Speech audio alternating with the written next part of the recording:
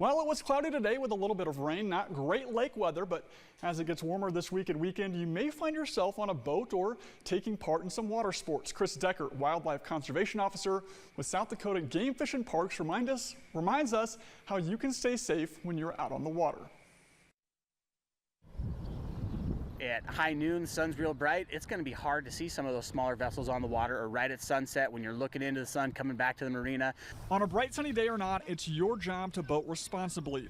Whether that means you are water skiing, wakeboarding, or on a boat fishing, it deserves your full attention. Be on the lookout for posted signs that say what you can and cannot do. There's buoys at the mouths of them that say, slow no wake, which generally means under 5 miles an hour. So if you're not sure what a wake looks like, look behind you, and if you see waves coming out, little white water or anything like that, then you're going too fast. Go ahead and slow down. In all cases, having an appropriate amount of life jackets is a must. You aren't required to wear them, except while jet skiing, but you are required to have them on board. If you're in a swim zone and you're on your little inflatable dragon, you're good to go. You don't need a life jacket. But as soon as you go outside of that swim zone, you're considered a vessel, and so you would have to have a life jacket on there. In 2023, as reported by South Dakota Game Fish and Parks, law enforcement issued 490 total watercraft violations.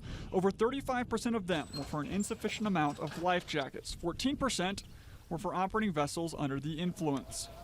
While there was no specific mention of boating-related deaths in last year's annual report, Dekker says tragic events can usually be prevented if safety measures are followed. Sometimes those individuals had life jackets on vessels and weren't able to get back to the vessel to get a life jacket.